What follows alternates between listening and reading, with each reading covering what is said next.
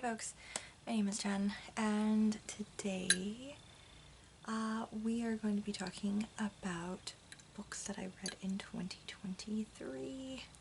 Normally the first video that I film in these, when I go over like my best and worsts, normally the one I do first is my best, and I start with that and I'm really jazzed, and that's also the first video that I normally put out. But I don't know, I'm feeling a different type of way this year. I'm feeling like starting with the worst, and then we can move on into the best reads and end this review on like a more positive note, I guess. So this first video about books I read in 2023 will be about my worst reads. I was hoping to try to combine everything into one video, but knowing me and how much I tend to ramble, that's not going to happen. So this portion will just be about my worst things that I read or didn't finish reading this year. Normally, I start everything off by talking about my dishonorable mentions, which are basically everything that I DNF'd over the course of the year. So I think we'll start with that, and then we'll get into what were actually my worst reads. And I will have to say my worst reads were not even really that bad. I think that's partially due to how much I DNF'd, and also I think it's due to me like basically getting to a point where I'm a little bit better at figuring out books that are gonna just rock my world in like the best possible way. Yeah, but I do have 5 books on my worst list, and one of them is unrated, and the other 4 were all, I think I rated all of them 3 stars. So they weren't like, again, like I said, they're not like the worst of the worst, but of everything that I read this year, they just were on the lower end, and thereby I counted them as my worst reads of the year.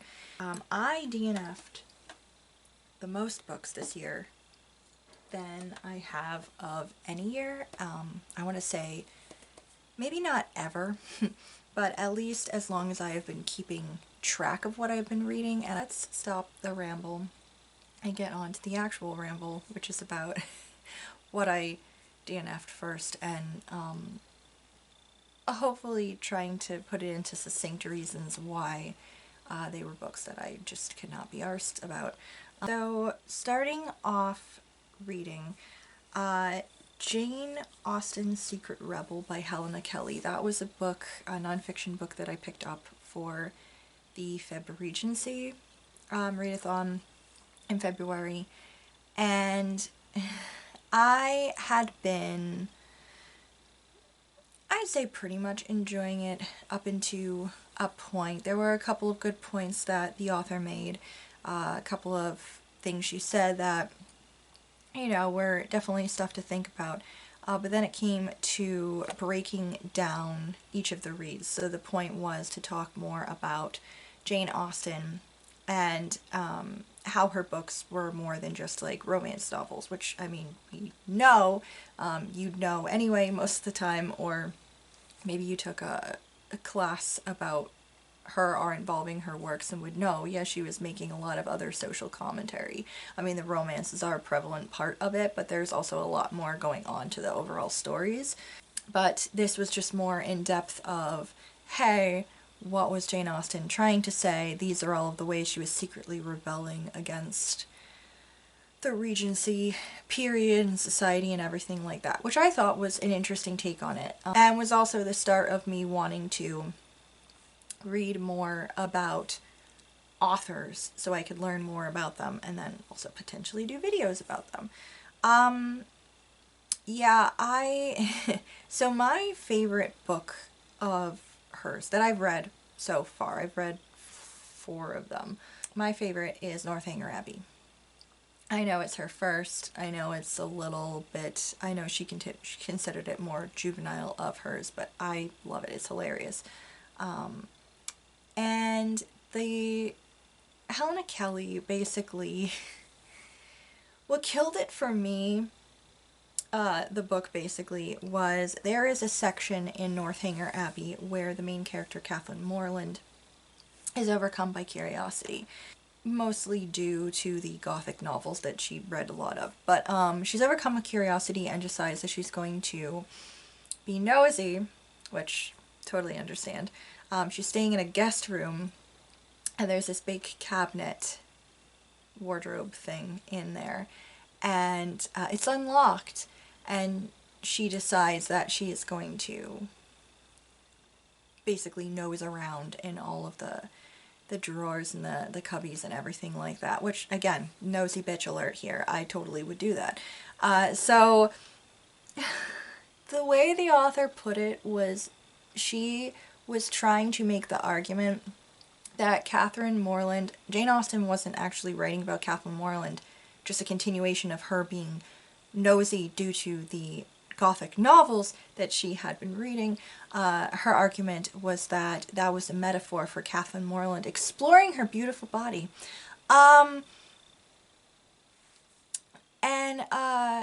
That was about the time that I decided that I couldn't take anything that this person said seriously ever again. I laughed a whole bunch, I raged a whole bunch, and yeah, I DNF'd the book. I think it was actually one of the books that I saw if somebody else would want to read it, or it was in my donation bag. I can't remember which, but yeah, I don't have it anymore, and I don't plan on. Yeah, I can't take that author seriously. I'm sorry if she's like got like a master's or something and she's like really smart and stuff, but I'm sorry, you cannot convince me that Catherine Morland was masturbating and that was the wardrobe thing. This is not an episode of Bridgerton. Yo. Okay, next things that I DNF'd. I also ended up DNFing 2 books by Colleen Hoover this year. I started with It Ends With Us because that was the major controversial one and the one that everybody talks about all the time. I stopped reading that. I'd say it was either the first chapter or the second chapter. I pretty much stopped because the male love interest, I can't remember his name, he was introduced, and the introduction of him was the main character, who has a really stupid name, by the way. She watched him walk onto this rooftop that she was sitting on, and watched him, out of pure rage, just trash a bunch of shit, just a bunch of take out his anger on inanimate objects, and she found that fascinating and was kind of found it attractive, and I was like, that is the most horrifying thing I've ever heard in my life. I don't know if anyone else has watched a grown man destroy inanimate objects out of rage, but it's really scary. So yeah, I could not. It turned my stomach, it freaked me out, I did not enjoy it. And then the next book of hers that I tried was Verity, because I like,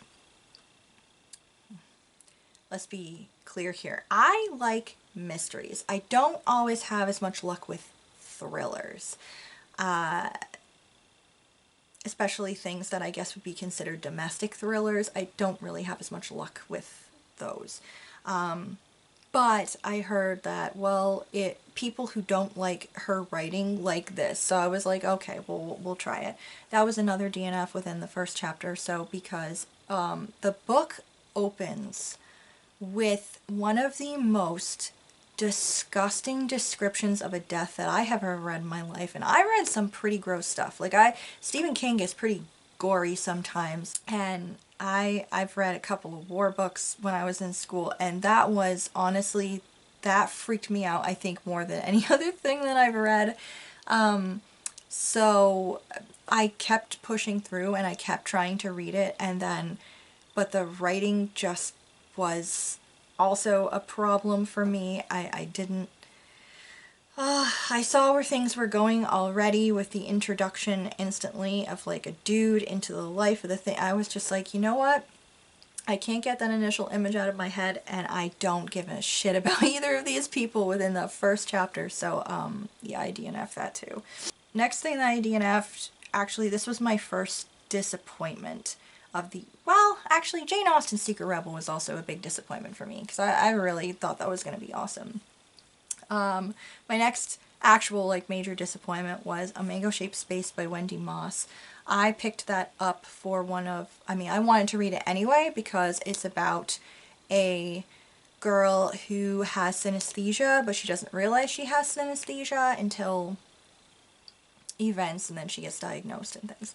And synesthesia is I don't know what you'd call it, a neurodivergent,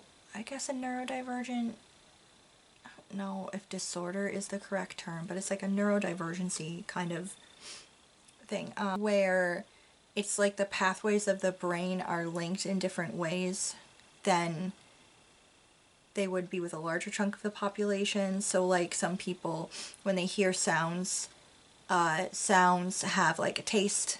That's one type of synesthesia. Words or numbers might have colors. They're seeing them in colors, stuff like that. It's just kind of the pathways are linked in a little bit different ways, which is amazingly like fascinating to me. And I haven't done a ton of research into it, but the bits that I have read from like a psychology textbook that I had in college, and just looking stuff up on like forums and things like that on the internet, because again, this is something that fascinates me. It seems like the majority of people who actually have it either don't realize it, or they figure it out later, but it seems to be like a really good thing. It's just automatically a part of their lives, or it's helped them in some way. It's helped them with quizzes in school, or it's just been like an added bonus to their lives or something like that. And the way it was written in A Mango Shaped Space was very different from that. It was not a good thing. She saw it as a curse. It made her a freak. Everything was like overly dramatic, and it seemed like it was just bumped up from where it normally is at like maybe a 5 or a 6 to an 11 on the scale of debilitating ways it's affecting her life. And now again, I don't have this. As far as I know, I don't know anyone who has it either, so I can't be 100% certain, but again, everything that I have read, from actual psychological texts to people who have this, saying very different things otherwise, that it's not like that. It felt a little bit skeevy, I guess, to me. It kind of felt like maybe the author hadn't really spent a lot of time with people who actually have it and discussed it with them. I don't know if she did or not, but just the way things were written, it just didn't feel that way. It made me feel a little bit skeevy about that whole situation, and it kind of reminded me a lot about how in different media, how different like neurodivergencies are portrayed as in a certain way that's like not right. It makes them kind of villainous or other way. It just felt like it wasn't being written in the correct way. So I didn't feel particularly right about that, and then it got to a point where there was a very upsetting thing that was being foreshadowed, and I was like, for some reason, I just could not like emotionally handle that right now. I was just not doing good with it, so I ended up DNFing that, which it was a disappointment. I'm slightly disappointed in me because I couldn't continue it because of the thing that was upsetting. But it was also disappointing because synesthesia is not something that you really read or hear a lot about, and as far as I know, this is the only fictional work about a main character that has synesthesia. like I said, I've read a couple of psychological texts about it, like non-fiction stuff, but I haven't read a lot of fictional stuff, which I think is sad because I feel like people who have synesthesia would probably like to see more of themselves represented in media. But also just because it's just sad that this is the only thing that they have and it's not that good. The next things that I DNF'd were, I was trying out 2 Lauren Asher books. Again, her work has been everywhere. I initially went into it because of her F1 series, because there is another booktuber who I watch a lot of her videos, and she tried this book out and hated it. It's the first book in the F1 series. It's Throttled, and she just absolutely loathed it. And I like watching her videos, but I am aware, because of having watched a lot of her videos, that we 100% have the opposite taste in books. Because of a lot of things that she marks as like her favorites are stuff that I absolutely hated, and vice versa. So I just automatically assumed, okay, so because she hated this so much, I probably will enjoy it. No, I did not. And that in of itself was a little bit disappointing because my husband enjoys F1 and I'm not like a big watcher in it, but if he's got it on, I'll like watch it, and I do kind of like one of the racers a little bit. But yeah, so I was like, oh, this is gonna be awesome. No, not to be like a dickhead or anything, but like, the way I'd heard it described to me as a problem with it was that the writing was, juvenile, and that honestly is kind of how I would take it, was that it did feel kind of like that. It felt like it was written in such a way that everybody felt like they were younger than they should be for a spicy romance novel about people that are in like their like mid to late 20s or something like that. They felt very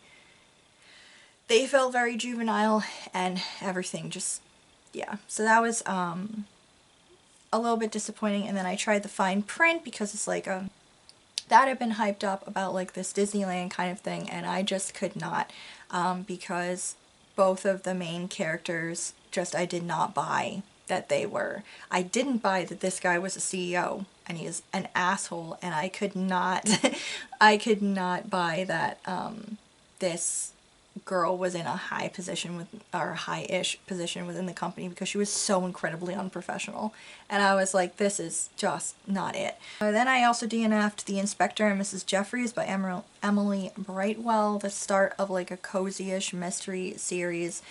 I could not understand why all of the staff in this like police inspector's household, I could not understand why they liked him so much. The man was an idiot. He acts kind of superior in such a way, and I was like, I just don't understand why they care enough about him to be out here trying to help him solve his cases for him when he's a big freaking moron. I just don't get it. I also DNF'd The Happy Prince by Oscar Wilde because of how incredibly depressing it is. The Happy Prince, my ass. Here, children, have some fairy tales with a side of fucking depression. That's basically what this was. I have a theory that there were 2 very different types of people growing up. Either you lived and breathed the Grimm brothers, or you are obsessed with Hans Christian Andersen. And I loved the Grimm brothers. I am not a big fan of some of the more moralistic tones that they take, but I did enjoy the older fairy tales where, you know, the villains, dang, do they get it. It's not pretty. Whereas Hans Christian Andersen, it's like all of the nice people, just death, destruction, sadness, forever. That's not me. That's not what I like. That is 100% what The Happy Prince was. I read 2 tales definitely all the way through, and I got partway through the 3rd one, and that started going downhill too, and I was like, you know what? I don't want this. This is not me. This is not a good time. What the hell happened? Who hurt you, Oscar Wilde? Then I also DNF'd A Princess of Mars, and I believe that's by Edgar Rice Burroughs. I have never read an Edgar Rice Burroughs before. I'm pretty sure he's the guy who wrote all of the Tarzan books. I saw that there was an audiobook available for this one, and I was like trying to expand my horizons a little bit in sci-fi, because I think this is technically like considered a classic sci-fi, and I just no. It's so He-Man stuff, and I just couldn't. I might try out his Tarzan books at some point, but no, I couldn't. I also DNF'd Beachfront Bakery, A Killer Cupcake. I do not remember who the author is. I'll have to put that in the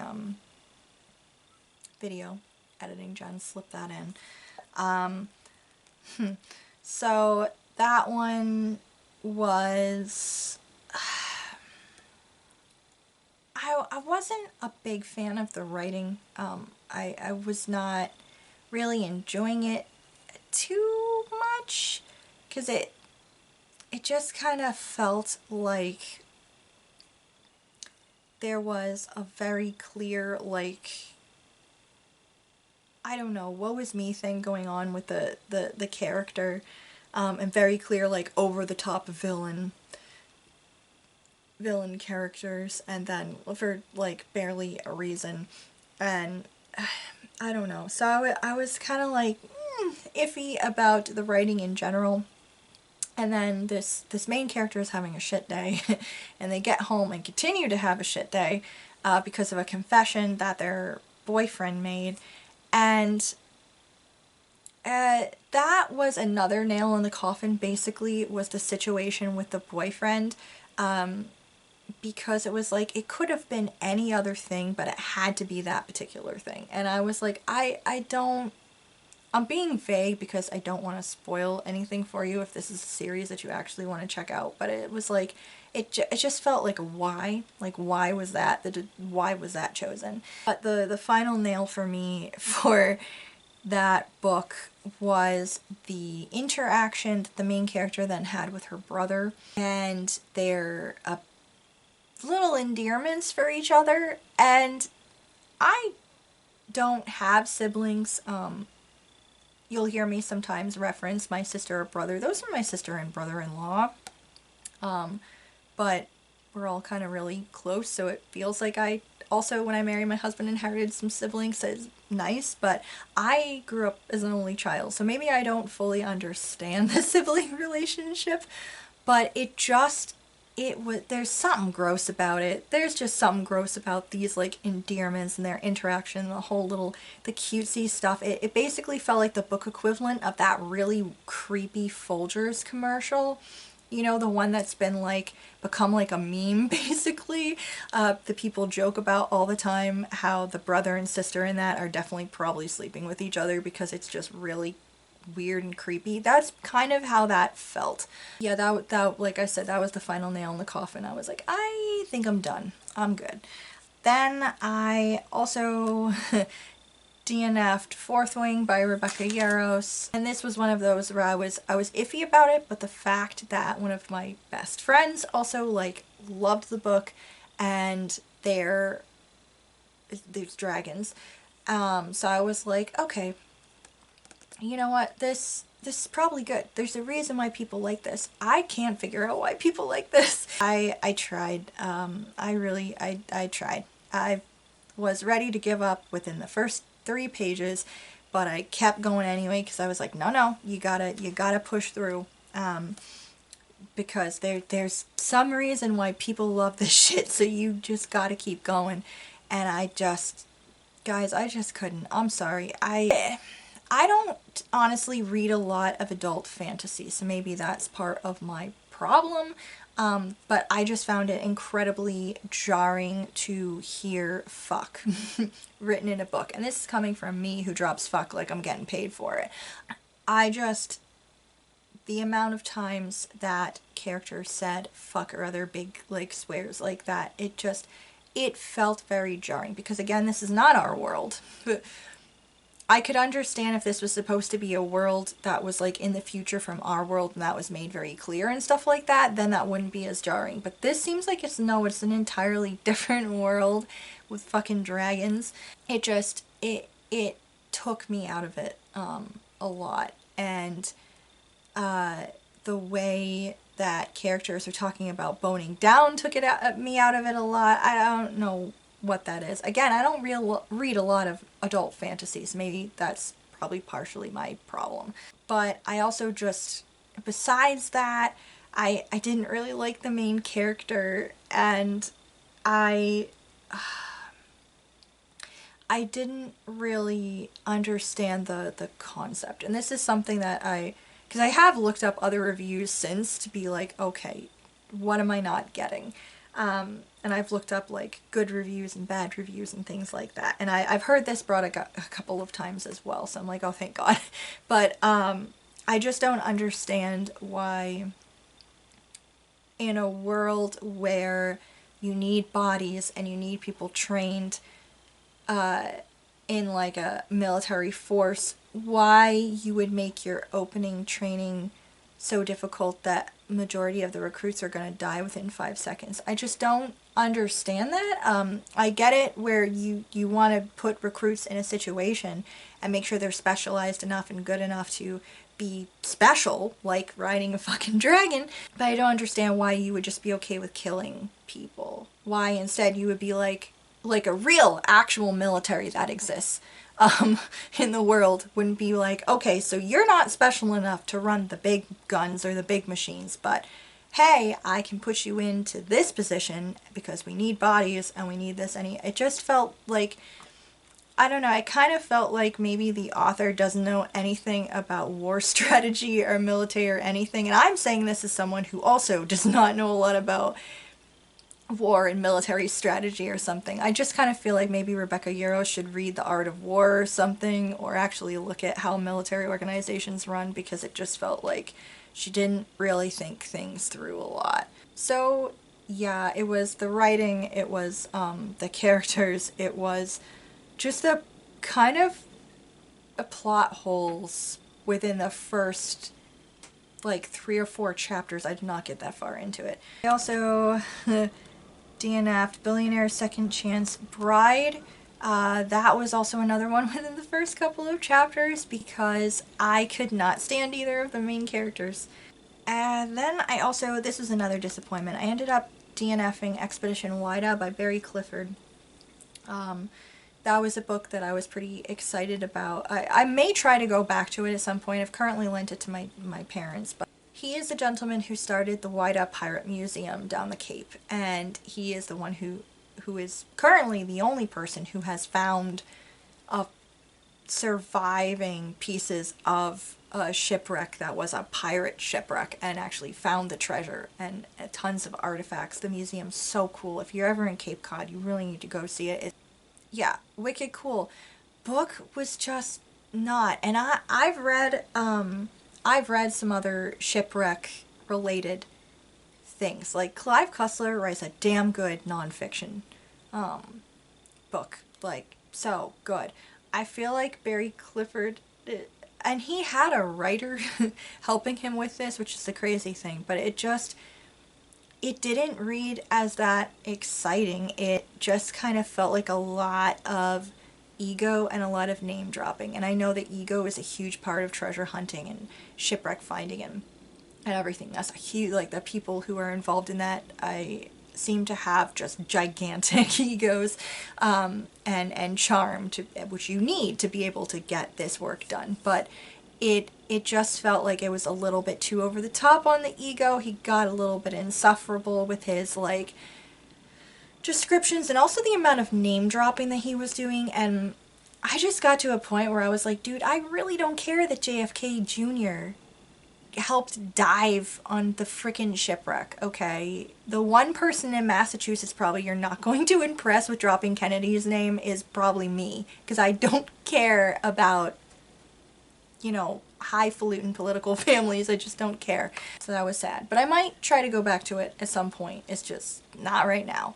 Then I also DNF'd Elemental Thief by Rachel Morgan, and that was an audiobook that I had tried off and on to get through, and part of it was the writing. I just didn't vibe with it a lot, and then the other part of it is the post-apocalypticness of it. I was really trying to push past my dislike for post-apocalyptic writing, and I just couldn't do it, and I was like, you know what, I give up. It is a very interesting series though, so definitely the concept sounds really cool, so definitely go look it up. But yeah, I just couldn't. And then the last book that I DNF'd was Christmas in Magnolia Glen. I did not write the author's name down. That was a romance novel. I don't do well with Christmas romance novels, to be honest, but I tried anyway because it was December. And I was really excited about this one because it was boasting to be like It's a Wonderful Life meets Christmas Carol, but a romance novel. And no. I actually made it a pretty good chunk of the way through for a DNF, but I could see the bits of It's a Wonderful Life and Christmas Carol. I could see what the author was trying to do and where she was going for it. But when she started getting like religious preachy, that was like, I didn't want that. That's not what I was here for. Besides the writing being just, I don't really know how to describe it, but there was just something a little bit off that I wasn't quite enjoying, but I was still like pushing through because I'm like, okay, we're gonna get to the really good shit soon. And then that happened and I was like, I don't think I care anymore. And then we reached a further part in the book and I was like, she's not gonna do this, is she? She is gonna do this. It was a plot point that I could see where the author was going, and I was not having it. I won't spoil it because I don't want to ruin it for anyone if you want to check it out. But there was a big thing about forgiveness and charity in that I could not be behind. I can't support that as a person. I can't support somebody else saying that kind of message because I think it's very I don't think it's right. Anyway, so that was all of the disappointing DNFs of the year. I probably talked way more than I think I probably talked like way more than I really needed to about all of that. Let's get into what I actually deemed my worst reads of the year. What I listed as number 5 on my worst reads. And again, most of these are 3 stars. So they're not like the worst, but comparatively for what I read this year, they're down on the bottom of the list. Number 5 was The Lion, the Witch, and the Wardrobe by C.S. Lewis. This was also disappointing because I really loved this series when I was a kid. I read the books a lot. I reread them a lot. Well, except for the last one. I hated the last book. I think I only read that like once. I reread the other books a lot, especially this one and The Silver Chair. These two were my favorites. And I really enjoyed the story, but looking at it now as an adult, I didn't really like it that much. A lot of the symbology just, it felt like I didn't really pick up on a lot of things as a kid, and now it's just consistently smacking me in the face and taking me out of, and just being in a way that I couldn't become fully invested within the world and the story overall. I don't know if this bothered me when I was a kid at all, but it bothered me now. And it was basically like one part in which it's expressed that, you know, women shouldn't fight in battles and stuff like that, and I don't know, that put my back up a little bit. So I think I said this I'll probably talk a little bit more about it in my December wrap-up that's going to come out after this. Basically, I am still a big supporter of revisit books you loved when you were younger. Some of your favorite books you should revisit a lot because you'll get more out of them over time, but there are some books that you read in your childhood that are going to ultimately be kind of a disappointment to you as an adult, and this unfortunately was one of them. Number 4 was Color Scheme by Niall Marsh. I read, was it all of the Niall Marsh books I bought this year? Or most of them? It might have been most of them, because I think I read a couple of them at the end of last year. Of the year 2022, I mean. I'd been wanting to try out other vintage mystery novelists of the Golden Age. And Niall Marsh was one that was brought up a lot, so I wanted to try out her books. Her series follows mostly this, like, detective. And I really wanted to read a bunch of his books. And I kind of had a mixed bag with these books. I hated the first one. That was in 2022, because I think that was one of my worst reads in 2022. Yeah, I hated the first book, loved the next one I picked up.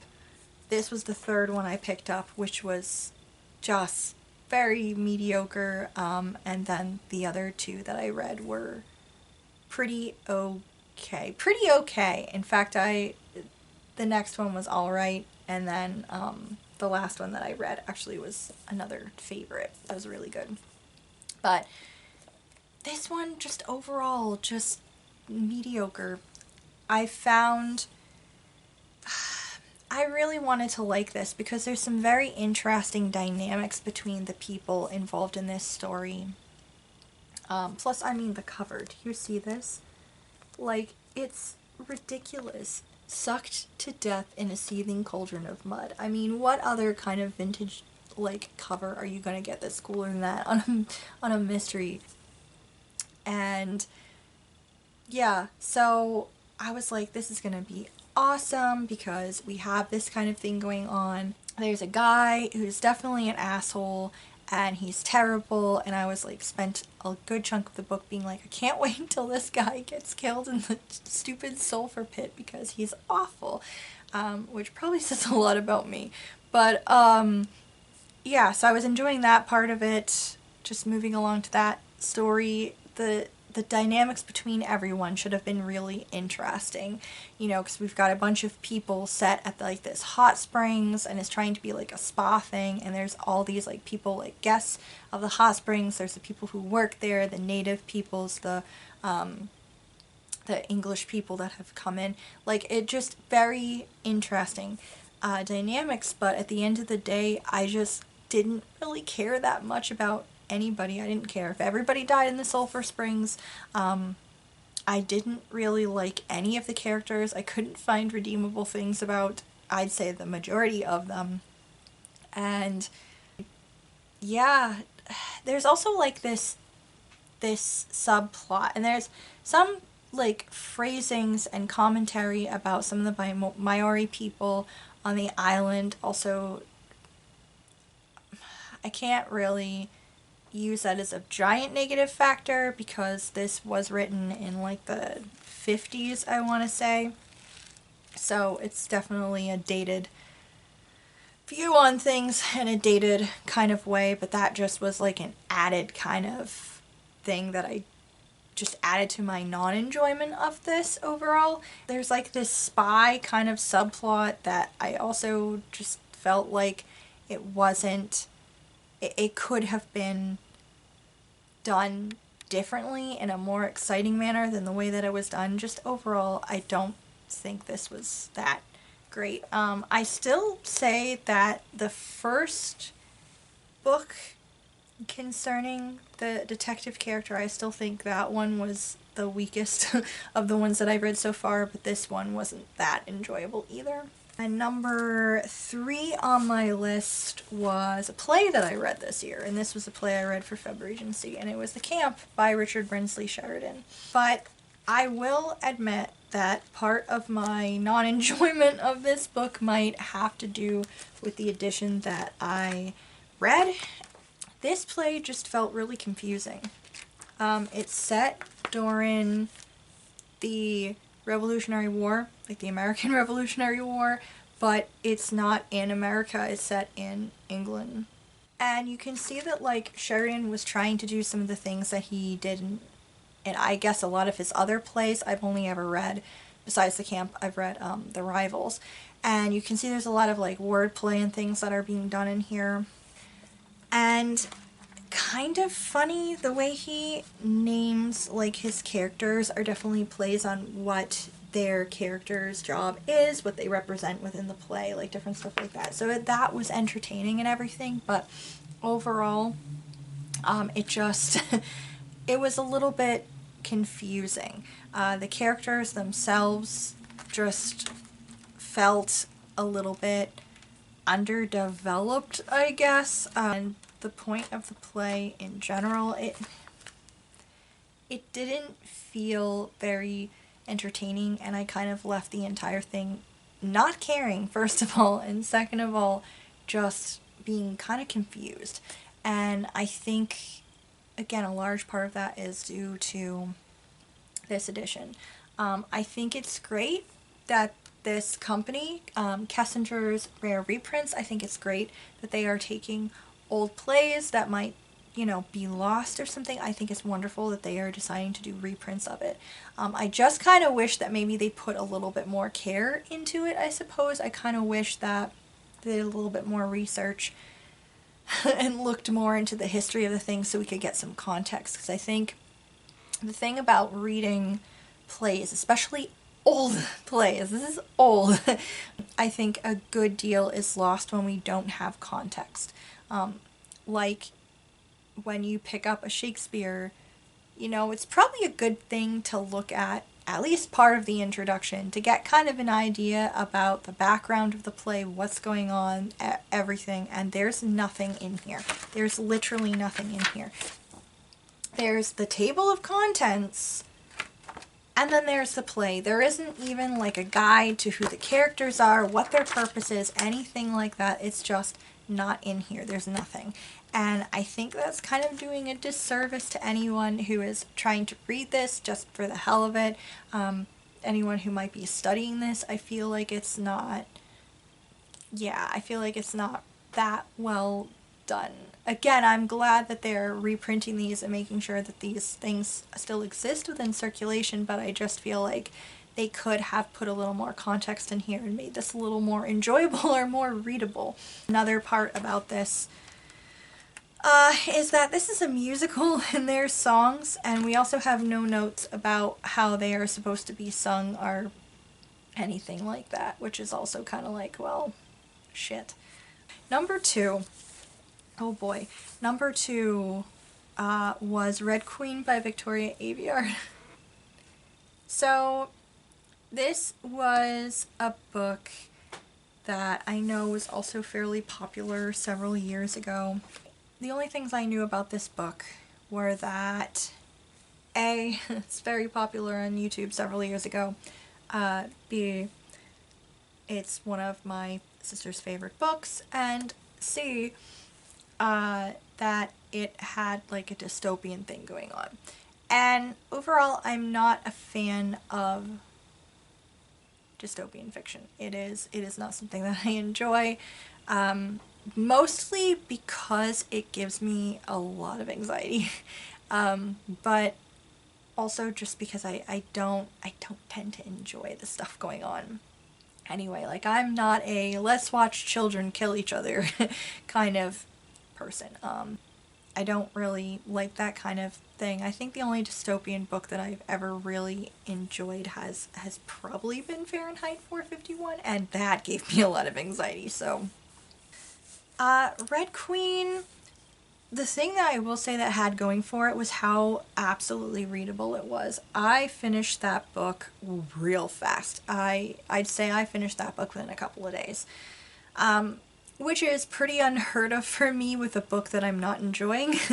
I flew through that thing because Victoria Aveyard writes very readable books. Like, it is not hard to get through that, even if you hate everybody in the book. It is definitely a page turner, and I did definitely want to find out what happened at the end of the book, but by the time I did get to the ending, I didn't much care about checking out the rest of the series because I just don't care enough to find out what happens in this world. I will say there was a twist in it that surprised the ever-loving fuck out of me. That got me.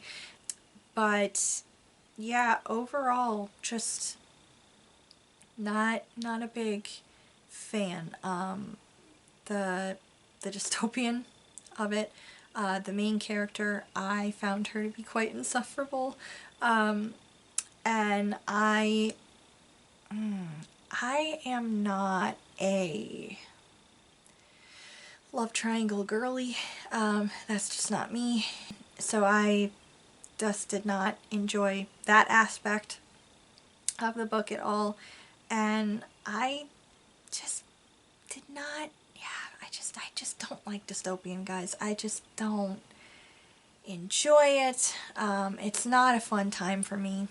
I also really did not like a lot of the tropes. The tropes, I think, were the main thing. The big tropes in it. The main character is like, she's not only special and we can't figure out why she's special, but she has even another level of special on top of this special. And it just, I don't know, it had a lot of tropes that I don't enjoy. The character, again, just could not. And yeah, just overall did not enjoy it. And you know, like I said, the one thing it had going for it was how absolutely readable it was. I can understand why everybody like flew through that series, because it is, like I said, so very readable. But I just could not care enough to continue on with reading that series at all. I think that confirmed for me, again, that dystopia is not my thing, and YA books are largely not really my thing anymore. So then my gosh, so brings me to the worst thing that I read, which was an audiobook, and I feel like this needs an explanation. It needed an explanation back when I actually read it, and I feel like it needs another one. This audiobook was read on a podcast that I was listening to at the time. It was a true crime podcast, and it's honestly a true crime podcast that I've stopped listening to, because I don't know, a couple of the guys on it are like real dickheads, so I just kind of stopped listening to it. But while I was still listening to this podcast and trying to figure out what I felt about it and if I was going to continue listening to it, they did a special for, I want to say maybe it was like Halloween or something, but Valentine's Day, I don't know. But they did a special where they read a couple of paranormal erotica to each other. And a couple of the stories were really short, and this one was actually quite long. It was an actual like novella. So I read it in the sense that basically I listened to an audiobook of it, and that was Fertilized in Space, and that was by Fiona Thompson. And can I just tell you that listening to something like that while you're working is such a really weird experience. I have read erotica before in the sense that I've read Chuck Tingle, which is, I still haven't figured out if they're supposed to be sexy or if it's just pure entertainment. I'm reading it as just pure entertainment because it's ridiculous. But they're funny. This was funny, but in a way that I don't know if it meant to be funny, and that is why I kind of have it as one of the worst things that I read, because I think this was not meant to be like just a funny haha thing like a Chuck Tingle is. I think it was actually trying to be kind of serious and hit some kind of like fetish for people, which seems to be the impregnation thing. Yeah, a lot with this story. First of all, just overall not my thing. So that's just part of it. Just not my thing. Not the thing that I want to read about, even in a romance novel, honestly. Not my thing. As far as like stuff happening, there was like some assaults going on that was not great. There were some descriptions that were quite grody. And then you also have the actual writing aspect of it, which I feel like this needed an editor overall, just because of the way things were worded. That was quite confusing. And just, yeah, just this author needs an editor.